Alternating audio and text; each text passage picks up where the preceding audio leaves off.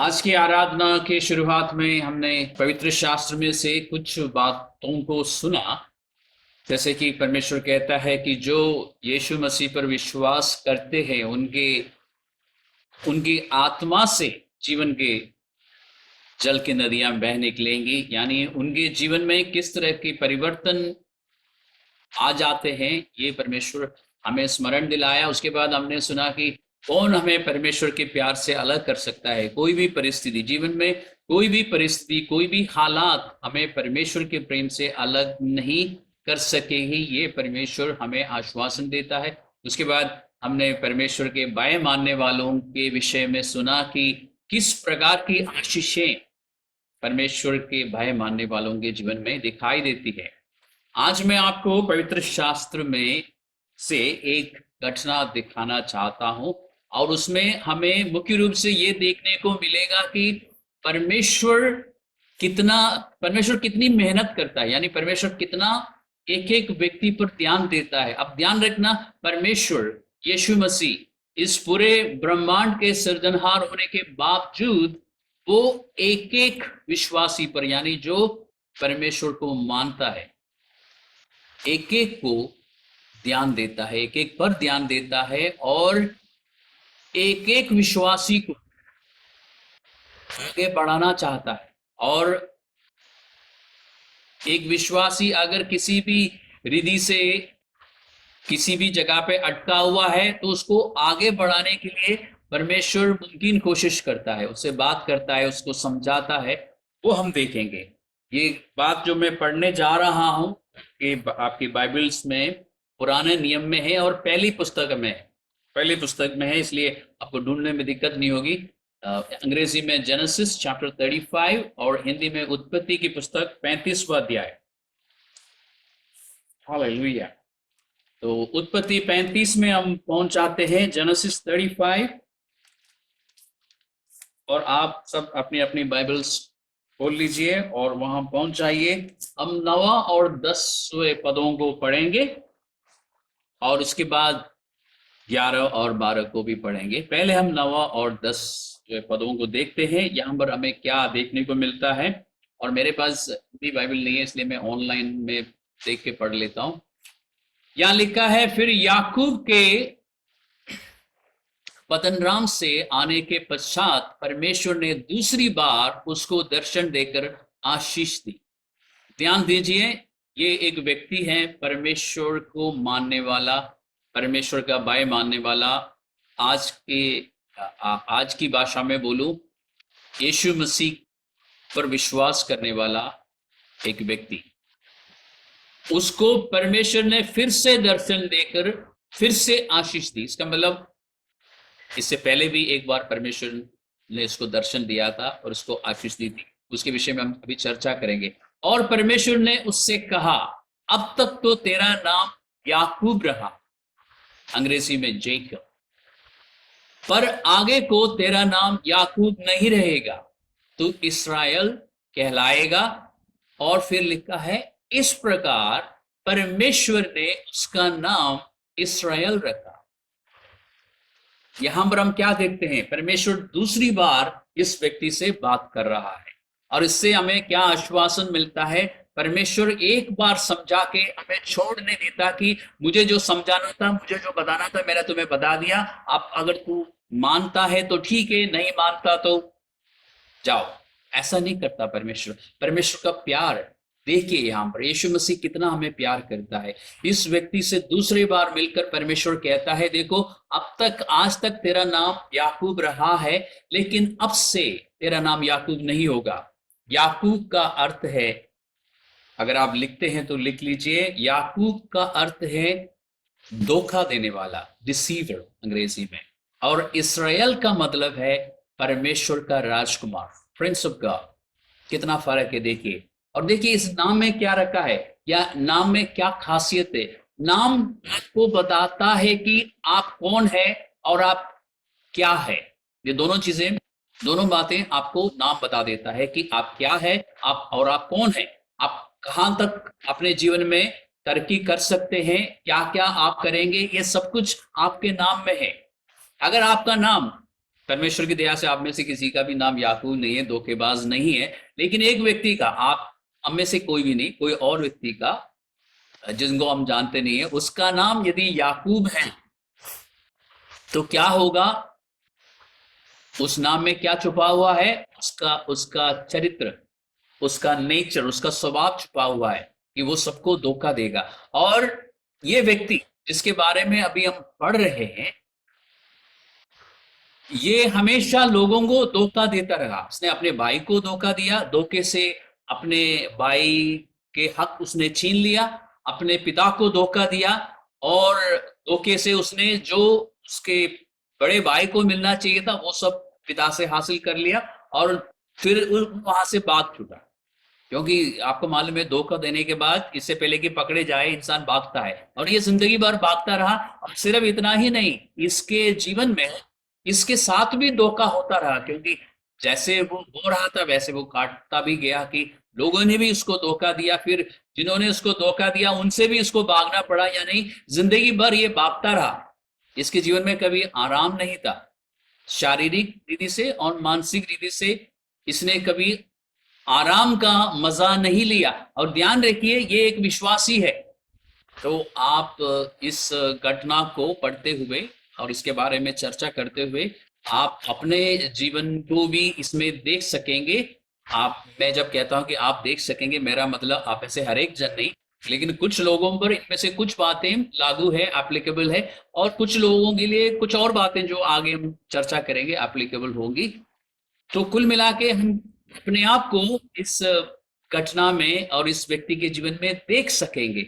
और मजेदारी की बात है, परमेश्वर ने हमें जो बाइबल दी है, अपना वचन दिया है, इसमें आप सबको मालूम है कि दो हिस्से हैं, एक पुरानी वाचा और एक नई वाचा। और पुरानी वाचा में बहुत सारी बुक्स है, बहुत सारी किताबें हैं, मोटी है काफी। अगर आप बाइबल खोल के अभी भी अगर आप देखते हैं, पुराना नियम और नया नियम का जो, या नई वाचा और पुरानी वाचा जहाँ खत्म होती है वहां पर देखिए, पुरानी वाचा काफी मोटी है, पुस्तक की जो पन्ने हैं काफी सारे हैं। नया नियम में या नई वाचा में कम पन्ने हैं, कम बुक से, कम चैप्टर से, क्योंकि पुरानी वाचा में परमेश्वर ने सब कुछ लोगों के जीवन में जो हुआ हमारी शिक्षा के लिए दे दिया, ताकि नई वाचा में हमें ज्यादा कुछ परमेश्वर को बताने की जरूरत नहीं पड़ी। क्योंकि पुरानी वाचा में जो कुछ भी हुआ है उसमें से बहुत कुछ सीख सकते हैं। इस घटना में बहुत कुछ छुपा हुआ है, परमेश्वर के स्वभाव के विषय में और मनुष्य की स्वभाव के विषय में बहुत ही, मैं कह सकता हूं कि अनमोल रत्न छुपे हुए हैं। उनमें से कुछ रत्नों को हम आज देखने की कोशिश करेंगे, यानी परमेश्वर क्या करता है, इंसान क्या करता है, और जब परमेश्वर उसके जीवन में बार बार काम करता है तो इंसान कैसे बदल जाता है, ये सब हम देखने की कोशिश करेंगे। तो ये इस इंसान के बारे में मैंने आपको बोला कि ये धोखा देता था और भागता था, लेकिन एक दिन परमेश्वर ने उसको रोक लिया। और ये एक महत्वपूर्ण बात है। देखिए, परमेश्वर एक इंसान के जीवन में कितनी रुचि लेता है, और विशेष करके एक विश्वासी से मेरा मतलब जो परमेश्वर पर विश्वास करता है, सृजनहार परमेश्वर पर, यीशु मसीह के उस बलिदान को स्वीकार करके यीशु मसीह के वचन के अनुसार चलने की कोशिश नहीं भी कर रहा है, तो चाहत रखने वाला एक इंसान के जीवन में परमेश्वर कितनी रुचि लेता है। परमेश्वर ने उसे रोक लिया, और ये आपको पढ़ने को मिलेगा 32वां अध्याय में। अभी समय बचाने के लिए मैं आपको वहां नहीं ले जा रहा हूं, लेकिन आप बाद में पढ़ लेना, चैप्टर 32 अंग्रेजी में, वहां पर ये घटना विस्तार रूप से है, आप पढ़ सकते हैं। परमेश्वर ने उससे रोक लिया, और उस 32वां अध्याय में आपको पढ़ने को मिलेगा, परमेश्वर ने उससे पूछा कि तेरा नाम क्या है, जैसे कि परमेश्वर को नहीं मालूम। परमेश्वर को मालूम है उसका नाम क्या है, लेकिन परमेश्वर उसी के मुंह से सुनना चाहता था कि वो अपने विषय में क्या कहता है, क्योंकि बहुत सालों पहले उसने अपने पिता के पास जाके कहा कि मेरा नाम एसाव है। एसाव उसका बड़ा भाई का नाम था, और ऐसा झूठ बोलकर पिताजी को भी धोखा दिया और अपने बड़े भाई को भी धोखा दिया, और जो बड़े भाई को मिलना चाहिए था उसने ले लिया। और उस समय उसने बोला था कि मैं एसाव। परमेश्वर अब उससे पूछ रहा है कि तेरा नाम क्या है, और इस समय वो सच बोलता है। अगर आप परमेश्वर की आशीष पाना चाहते हैं, अगर आप परमेश्वर के संग चलना चाहते हैं और हर रोज अपने जीवन में परमेश्वर का अनुग्रह और आशीष देखना चाहते हैं, तो आपको एक काम करना होगा, परमेश्वर के साथ ईमानदारी से चलना होगा, परमेश्वर के साथ सच्चाई में चलना होगा, परमेश्वर के साथ एक सीधाई में चलना होगा। कम से कम परमेश्वर के साथ आप सच्चाई रखिए, बाकी सब कुछ ठीक हो जाएगा। आप बाकी लोगों के साथ भी सच्चाई रखेंगे। अगर आप परमेश्वर के साथ सच्चाई नहीं रखेंगे, आप मनुष्यों के साथ भी सच्चाई नहीं रख सकेंगे, आप सीधी चाल नहीं चल सकेंगे मनुष्यों के साथ भी। इस व्यक्ति में देखिए, ये धोखेबाज जरूर रहा है, भागता फिरा है कई सालों तक, लेकिन आखिरी में जब परमेश्वर ने उसे रोक लिया, इसलिए मैं कहता हूं कि अगर परमेश्वर, और मैं ये विश्वासियों से भी और अविश्वासियों से भी कह रहा हूं, अगर परमेश्वर ने आपको रोक लिया तो वो बहुत बड़ी बात, बहुत ही महत्वपूर्ण बात है। अगर आप गलत राह में चल रहे हो, अगर आप भाग रहे हो और परमेश्वर ने आपको रोक लिया, तो आपको बहुत ही ज्यादा धन्यवादित होना चाहिए, क्योंकि परमेश्वर जब आपको रोकता है तो आपके जीवन में काम होता है। इस व्यक्ति को परमेश्वर ने रोक लिया और उससे पूछा तेरा नाम क्या है, और इसने पहली बार सच बोला कि मैं याकूब हूं। जब हम हिंदी में इस शब्द को पढ़ते हैं ना, इस नाम को पढ़ते हैं याकूब, या अंग्रेजी में पढ़ते हैं कि आई एम जेकब, हमारे लिए सिर्फ एक नाम है। लेकिन आप अगर इब्रानी भाषा में पढ़ते तो ये व्यक्ति कह रहा है कि मैं धोखा देने वाला हूं। उसने मान लिया, यानी अपना नाम सही बताकर उसने परमेश्वर के सामने मान लिया कि परमेश्वर, मैं जिंदगी भर लोगों को धोखा देता रहा हूं। और तब परमेश्वर ने क्या बोला, अब से तेरा नाम धोखा देने वाला नहीं होगा, अब से तेरा नाम इस्राएल होगा, यानी अब से तेरा नाम परमेश्वर का राजकुमार होगा, यानी अब से तू मेरा बच्चा है, और इसलिए तू राजकुमार है, क्योंकि मैं राजा हूं, मैं इस पूरे संसार का राजा हूं, और क्योंकि तू मेरा बच्चा है, आज से तू मेरा James? Yes, Pastor. और यहां पर हम क्या देखते हैं, इस 35वां अध्याय जहां से हमने अभी पढ़ा, ये परमेश्वर याकूब की दूसरी मुलाकात है परमेश्वर से, यानी दूसरी बार परमेश्वर उसको दर्शन देके फिर से उसको आशीष दे रहा है, फिर से उसको याद दिला रहा है कि तेरा नाम अब से याकूब नहीं है। एक बार पहले भी परमेश्वर ने बताया, फिर से रिपीट कर रहा है। क्यों? क्योंकि परमेश्वर उसको प्यार करता है, क्योंकि परमेश्वर चाहता है कि वो परमेश्वर की आशीषों का पूरी तरह भागीदार बने। यह है परमेश्वर का प्रेम। और इस बात पर आपको परमेश्वर का धन्यवाद करना चाहिए कि एक बार बता के परमेश्वर आपको छोड़ नहीं देता। इसलिए नया नियम में आपको पढ़ने को मिलता ना कि प्रभु यीशु मसीह कभी नहीं छोड़ेगा, कभी नहीं त्यागेगा। परमेश्वर परमेश्वर है, एक बार बताना काफी था। उसके बाद कह सकता था, जैसे मैंने पहले बताया कि आप तू जाने, लेकिन परमेश्वर हमें त्यागता नहीं है, पूरी कोशिश करता है ताकि हम परमेश्वर की आशीषों का पूरी तरह से वारिस बने और उन आशीषों में चले, परमेश्वर का अनुग्रह का लाभ उठाए। अनुग्रह के विषय में कई बार मैं सिखा चुका हूं। अनुग्रह का मतलब है परमेश्वर का एहसान। जैसे हमने एक गीत में अभी कहा है ना, योग्यता से बढ़कर वो हमारे लिए काम करता है। ये है हमारा परमेश्वर।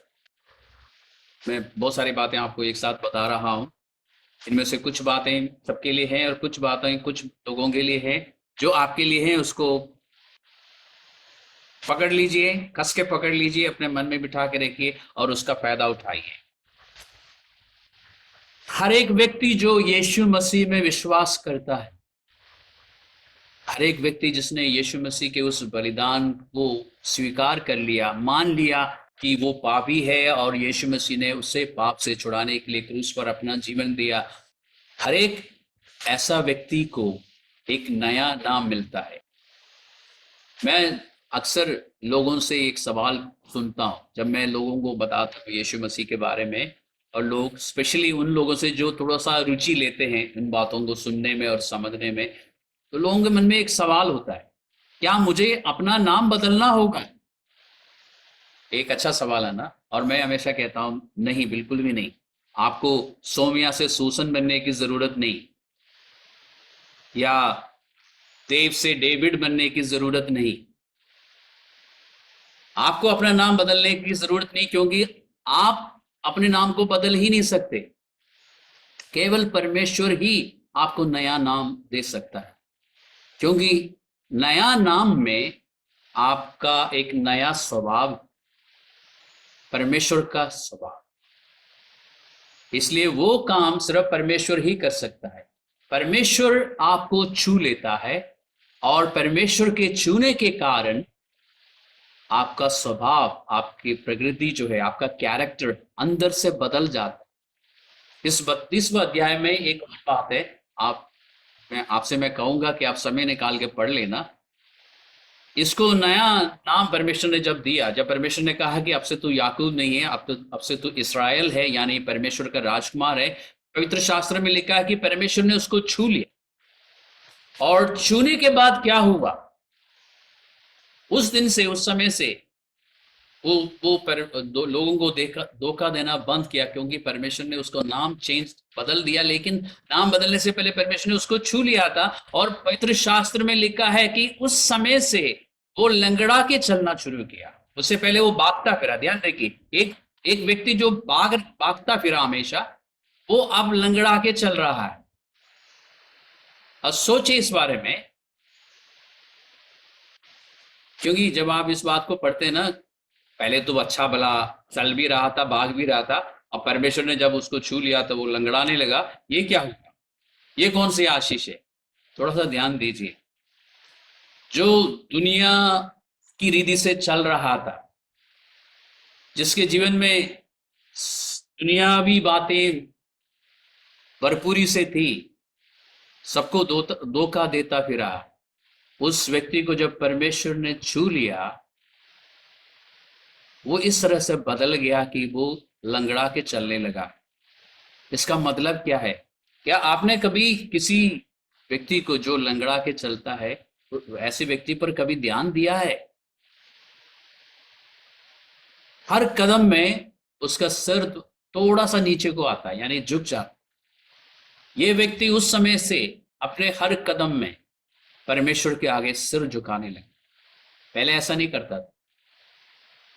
पहले ये परमेश्वर का होने के बावजूद परमेश्वर की राहों में नहीं चलता था, परमेश्वर के सामने इसका सर नहीं झुकता था। इसके सिर पे हमेशा बातें घूमती रहती थी कि कैसे दूसरों को धोखा देना है, और उसने मुमकिन कोशिश की है अपने पूरे जीवन में। लेकिन जिस दिन यीशु मसीह ने उसको पकड़ा, जिस दिन यीशु मसीह ने उसको रोक लिया, जिस दिन यीशु मसीह ने उसको छू लिया, उसका जीवन इस तरह से बदल गया कि वो अपने जीवन के हर मोड़ पे, हर कदम में परमेश्वर के सामने झुकने लगा। मतलब क्या है कि वो इस बात को मानने लगा कि जो कुछ मैं करता हूं वो परमेश्वर को दिखता है। से पहले ये बात इसके दिमाग में नहीं थी, इसके मन में, इसके हृदय में इस बात का एहसास नहीं रहा कि जो कुछ मैं करता हूं परमेश्वर को दिख रहा है, और जो कुछ भी मैं बोल रहा हूं वो परमेश्वर सुन रहा है। ध्यान दीजिए। और सिर्फ इतना ही नहीं, जो कुछ मैं सोचता हूं वो परमेश्वर को पता चलता है। तीन बातें, जो कुछ मैं करता हूं परमेश्वर को दिखता है, जो कुछ भी मैं बोलता हूं परमेश्वर को सुनाई देता है, और जो कुछ भी मैं मन में सोचता हूं परमेश्वर को पता लगता है। इसको कहता है परमेश्वर का भय। परमेश्वर का भय मानना। अभी पास्टर अमन ने एक पैसेज पढ़ा जिसमें परमेश्वर की, पास्टर अमन नहीं पढ़ा था, परमेश्वर के भय मानने वालों के जीवन में किस तरह की आशीषें दिखाई देती है, पढ़ के आपको और मुझे सुनाया। ये व्यक्ति परमेश्वर के भय में चलना शुरू किया। इसको मालूम, उस समय से उसको इस बात का एहसास हमेशा रहा है। इस बात को ध्यान में रखते हुए वो बोलता था, सोचता था और करता था। इसलिए लिखा है कि वो लंगड़ा के चलता था, यानी हर कदम में वो परमेश्वर को एक्नॉलेज करता था। अंग्रेजी में परमेश्वर को अपने ध्यान में रखते हुए अपने हर काम को करने लगा, और साधारण भाषा में हर कदम में उसका सर परमेश्वर के आगे झुक जा। इसलिए मैं आपसे एक सवाल पूछना चाहता हूँ, क्या आप कह सकते हैं कि परमेश्वर ने आपको छू लिया है? क्या आप ऐसा कह सकते हैं? क्या ऐसा अनुभव आपके जीवन में हुआ है कि परमेश्वर ने आपको छू लिया हो और आप बदल गए हो?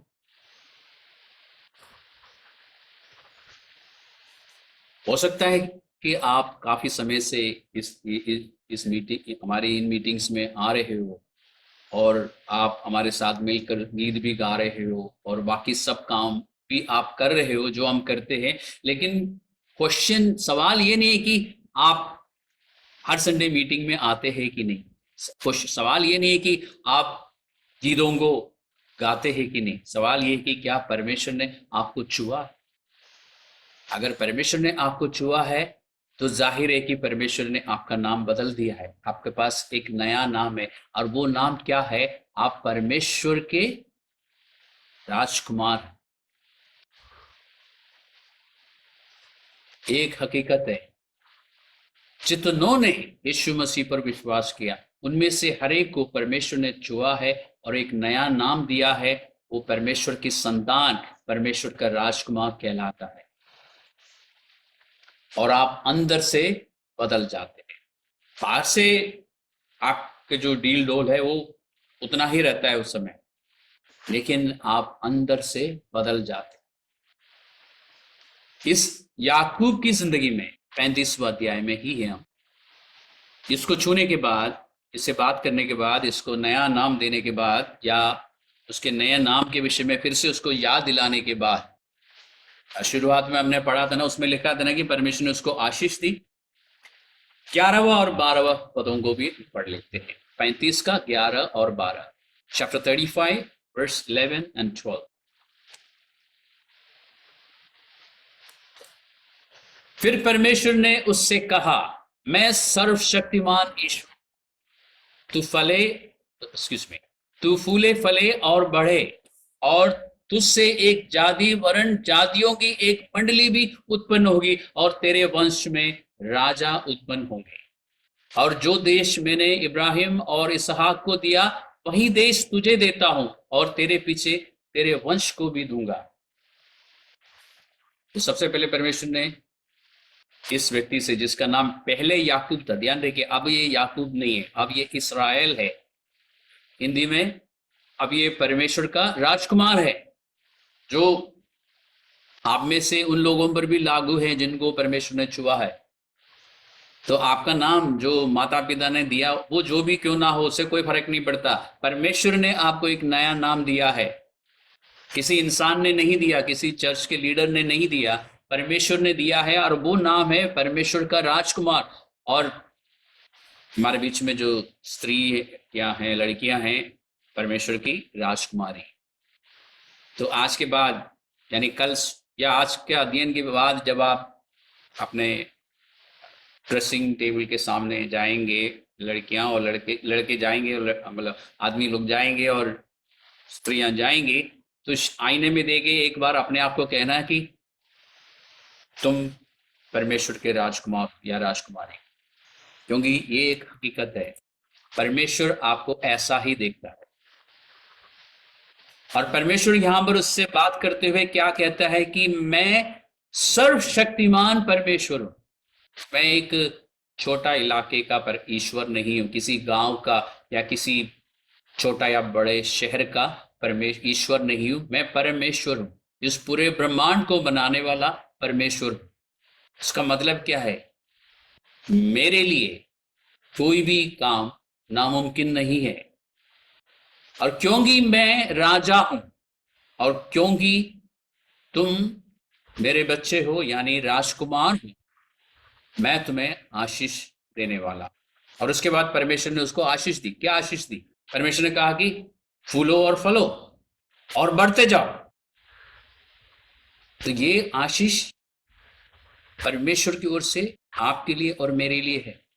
ये जो घटना कितने हजारों साल पहले घटी है, उसमें से हमारे लिए ये शिक्षा है कि जब यीशु मसीह आपको छू लेता है, यीशु मसीह की ओर से आपके लिए ये आशीष है कि फूलो और फलो और बढ़ते जाओ। और परमेश्वर ने एक और बात कही तुझसे एक जाति, एक बड़ी जाति बने। परमेश्वर क्या कहता है? हम में से भी विश्वासियों की, परमेश्वर के पीछे चलने वालों की, परमेश्वर का भय मानने वालों की एक बहुत बड़ी जाति बनेगी। यानी परमेश्वर की बातों को मानना जो है हम तक या हमारे जीवन खत्म होते खत्म नहीं होगा। हमारी संतान होगी, फिर उनकी संतान होगी, फिर उनकी संतान होगी, और बहुत बड़ी एक जाति होगी जो परमेश्वर के भय मानने वाली। और परमेश्वर ने कहा कि एक जाति नहीं वरन काफी सारी जातियां होंगी। उसके बाद परमेश्वर ने एक और बात कही, तेरे वंश में राजा उत्पन्न होंगे। यानी आपके और मेरे वंश में से इस संसार के लीडर्स खड़े होंगे।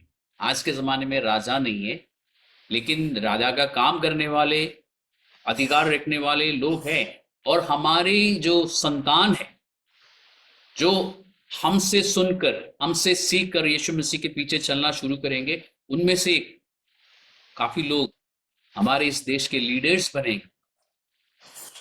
ये परमेश्वर की ओर से वायदा है। और यही बातें परमेश्वर ने इब्राहिम से कही थी, जो कि इस इस्राएल का दादा है। और उन बातों को परमेश्वर ने फिर से स्थिर किया था। इसहाक के जीवन में परमेश्वर ने कहा था कि जो मैंने इब्राहिम को कहा वो तुम्हारे लिए भी है। और अब परमेश्वर, ये तीसरी पीढ़ी है, याकूब नहीं, अब ये इस्राएल है, इस्राएल से कह रहा है। और ये सारी बातें हमारे लिए भी है।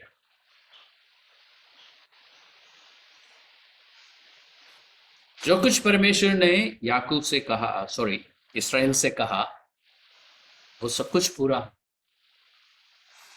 कई शताब्दियों तक इस्राएल के वंश में से इस्राएल देश में राजा रहा है। किसी विदेशी व्यक्ति ने आके वहां पे शासन नहीं किया। ये सब इसी याकूब के संतानों में से निकले राजा कई शताब्दियों तक रहा है। परमेश्वर का वायदा पूरा हुआ। जो जमीन परमेश्वर ने उस समय इब्राहिम से कहा, बाद में इस्राएल से कहा, वो आज उनके पास है। तो एक एक वादा जो है परमेश्वर का पूरा हुआ है। एक छोटा सा देश है इस्राएल, लेकिन दुनिया के सारे देश इस देश से डरते हैं। और विश्व के सबसे एडवांस्ड, सबसे विकसित देशों में से एक है इस्राएल। ये परमेश्वर की आशीष की वजह से। जब आपने और मैंने यीशु मसीह को ग्रहण किया, जब मैंने और आपने यीशु मसीह के उस बलिदान को अपने जीवन में स्वीकार किया, मान लिया, तब परमेश्वर ने मेरा नाम बदल दिया और आपका भी नाम बदल दिया। हमने उसके बारे में अभी चर्चा की है। और परमेश्वर ने उस समय आपको इस योग्य बनाया कि आप परमेश्वर के पास जो कुछ भी है उसके वारिस है। मैं आपको दिखाना चाहता हूं, बाइबल में से ही दिखाना चाहूंगा। कुलुसियों की पत्री पहला अध्याय, कोलोशियंस चैप्टर 1। आप लोग पहुंच जाइए कुलुसियों की पत्री 1:12, कोलोशियंस 1:12। यहां पे क्या लिखा है? पवित्र आत्मा एक बात पर हमारा ध्यान ला रहा है। अब हम नया नियम में आए। पुराने नियम से हमने सीखा कि वहां पे जो कुछ भी हुआ है हमारी शिक्षा के लिए है। जो कुछ परमेश्वर ने इब्राहिम से, इसहाक से और बाद में इस्राएल से वायदा किया, वो सब कुछ हमारे लिए। अब देखिए 12वें पद में लिखा है, और पिता का धन्यवाद करते रहो। करते रहो, एक बार करने के लिए नहीं। जब जब आप इस बारे में सोचते हैं, परमेश्वर का धन्यवाद करना चाहिए, क्योंकि उसने हमें इस योग्य बनाया। मैं चाहूंगा कि आप ध्यान से पढ़िए और अपने बाइबल में इसको अंडरलाइन करके रखिए या हाइलाइटर से उसको हाईलाइट करके रखिए। परमेश्वर ने हमें इस योग्य बनाया कि ज्योति में पवित्र लोगों के साथ विरास में समभागी। पवित्र आत्मा आपसे कह रहा है कि परमेश्वर का धन्यवाद आनंद के साथ करते रहो। सिर्फ धन्यवाद करने की बात नहीं हो रही है, आनंद के साथ, खुशी के साथ धन्यवाद करते रहो, क्योंकि परमेश्वर ने आपको इस योग्य बनाया। अक्सर लोग एक बात बोलते हैं, विश्वासी लोग भी और अविश्वासी लोग भी। लोग बोलते हैं कि सिर्फ परमेश्वर के लिए नहीं, दूसरे लोगों के लिए भी कहते हैं कि मैं बहुत खुश हूं कि उसने मुझे इस योग्य समझा। और विश्वासी लोग बोलते हैं कि मैं बहुत खुश हूं कि परमेश्वर ने मुझे इस योग्य समझा। मैं आपको बताना चाहता हूं कि परमेश्वर ने आपको किसी भी बात के लिए योग्य नहीं समझा। तो आज के बाद ये बोलना बंद कीजिए, परमेश्वर ने आपको कभी भी किसी चीज के लिए योग्य नहीं समझा, क्योंकि आप और मैं किसी भी चीज के लिए योग्य नहीं थे। फिर क्या हुआ? जैसे हम इस पद में पढ़ रहे हैं, परमेश्वर ने मुझे और आपको इस काबिल बनाया, इस योग्य बनाया।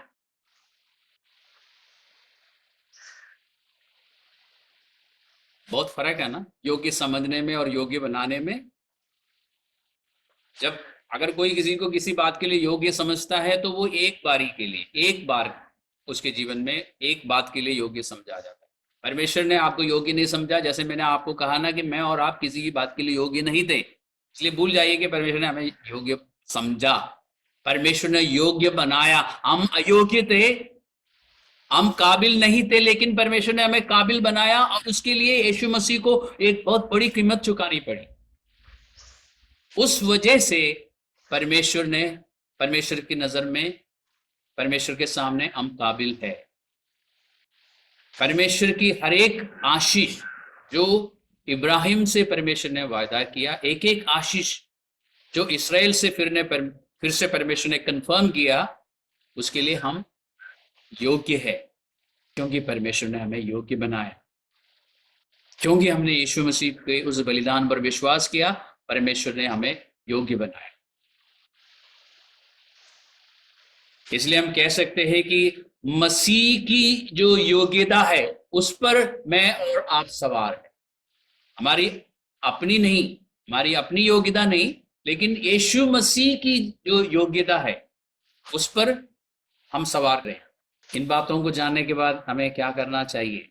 अगर आपने यीशु मसीह पर विश्वास किया है, अगर मैंने आपसे यीशु मसीह पर विश्वास किया है, तो परमेश्वर ने आपको छू लिया है, मुझे भी छू लिया है। इस बारे में कोई सवाल अब नहीं है और बिल्कुल भी संदेह करने की जरूरत नहीं है। अगर आपने विश्वास किया है तो परमेश्वर ने छू लिया है। विश्वास करने के बाद अगर आप परमेश्वर के राहों में नहीं चल रहा है तो ध्यान रखिए, परमेश्वर फिर छूएगा, फिर परमेश्वर आपको रोकेगा और समझाएगा, क्योंकि वो कभी नहीं छोड़ता, ना कभी त्यागता है।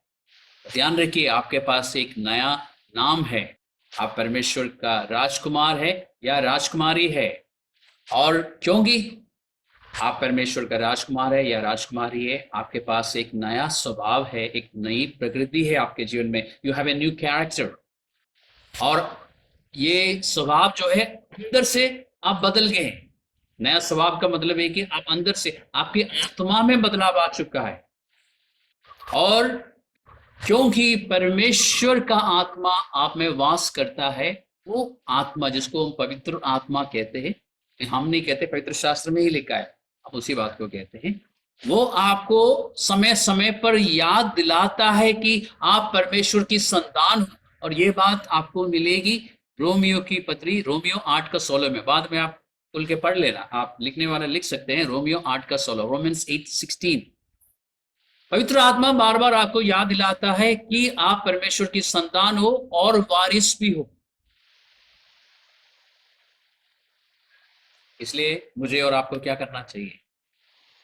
इस सच्चाई को ग्रहण कर लीजिए कि आप परमेश्वर की संतान है, आप परमेश्वर की के राजकुमार है या राजकुमारी है, और आपके पास परमेश्वर की ओर से एक नया स्वभाव है, और आप परमेश्वर की सारी आशीषों के वारिस हो। इन बातों को समझते हुए एक राजकुमार की तरह, एक राजकुमारी की तरह चलना शुरू कीजिए।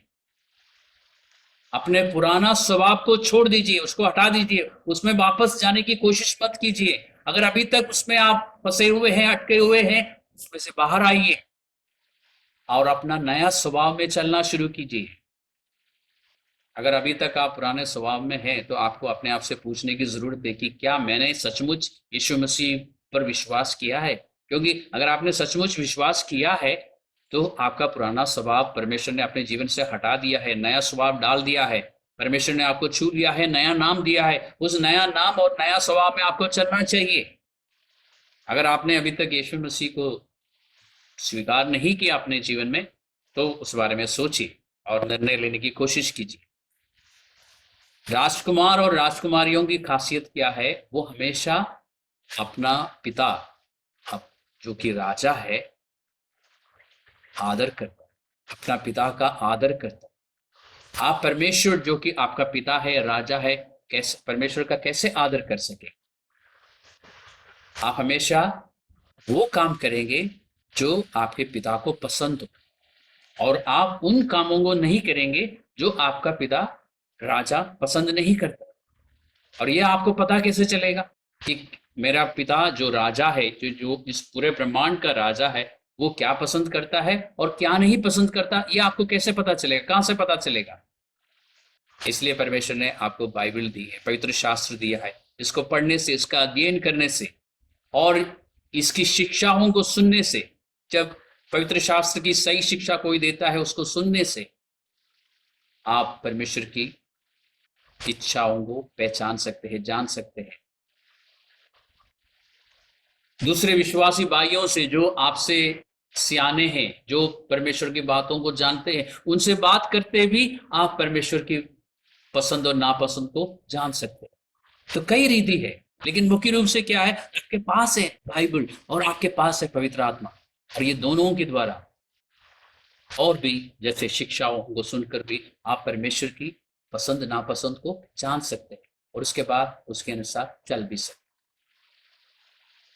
ध्यान रखिए, जो पवित्र आत्मा जो आपके पास है, वो हमेशा हमेशा, कभी कभार नहीं, हमेशा आपकी सहायता के लिए तैयार है और दौड़ कर आता है। मतलब कहने के लिए वो आपके अंदर ही है, आपको वो याद दिलाता है, आपको बताता है, आपको ध्यान देने की जरूरत है। इसलिए ध्यान रखिए, अपने जीवन में सिर्फ इतना करने की कोशिश कीजिए, अपने आप को याद दिला दीजिए हर रोज सुबह उठ के कि मैं राजकुमार हूं। परमेश्वर, इस ब्रह्मांड को बनाने वाला परमेश्वर राजा है, और मैं उस परमेश्वर की संतान हूं, मैं राजकुमार हूं। इसलिए मैं इसराइल की तरह लंगड़ा के चलूंगा। कैसे? मेरी सोच में, मेरी बातचीत में, मेरे व्यवहार में मैं हमेशा परमेश्वर के आगे अपने सर झुकाऊंगा।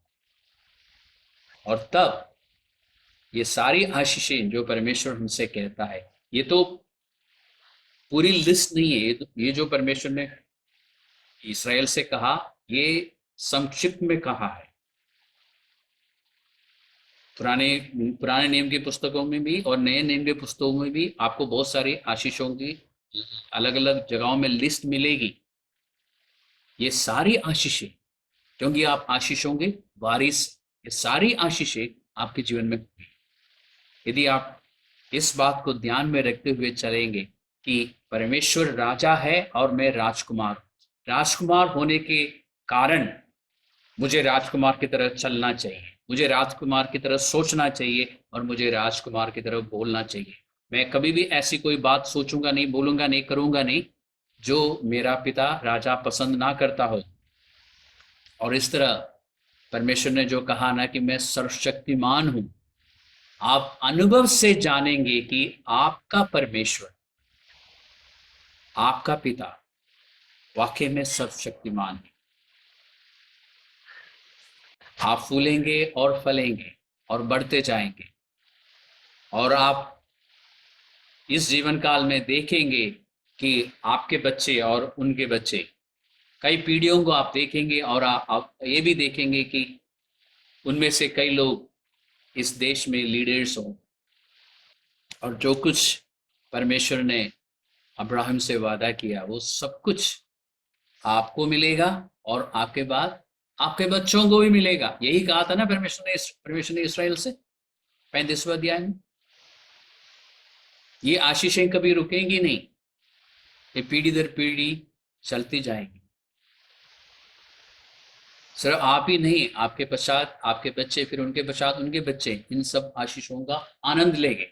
आइए हम प्रार्थना करते हैं, परमेश्वर का धन्यवाद करते हैं। पिता परमेश्वर, तू महान है, तू सर्वशक्तिमान है, तू हमसे इतना प्यार करता है कि हमें कभी नहीं छोड़ता और कभी नहीं त्यागता। परमेश्वर, तू अपने वचन के द्वारा हमें सिखाता है, अपने अपने स्वभाव के विषय में हमें बताता है, और हमें तूने हर प्रकार की आशीष दी है जिसका आनंद लेना अब बाकी रह गया है। परमेश्वर, हम इस बात को मानते हैं कि तेरी आशीषों के विषय में, तेरा अनुग्रह के विषय में हमने पूरी तरह से अभी नहीं जाना है, लेकिन परमेश्वर आज हम तुझसे मांगते हैं, जो आशीषें तूने हमारे लिए रखी है, उन आशीषों को समझने में, उनमें चलने में जो सहायता हमें चाहिए, परमेश्वर हमें दे देना। हम पवित्र आत्मा को सुनने वाले और पवित्र आत्मा की अगुवाई में चलने वाले बन सके। यीशु मसीह के नाम से आज इस मीटिंग में जितने भी लोग हैं और भविष्य में जो लोग इन ऑडियो या वीडियो में सुनेंगे, देखेंगे, उन सबको भी मैं ये आशीष देता कि हम सब के सब परमेश्वर की आशीषों के वारिस होने के कारण उन आशीषों में चलेंगे और हमारे जीवन के द्वारा परमेश्वर को महिमा मिलती रहे। यीशु मसीह के नाम से।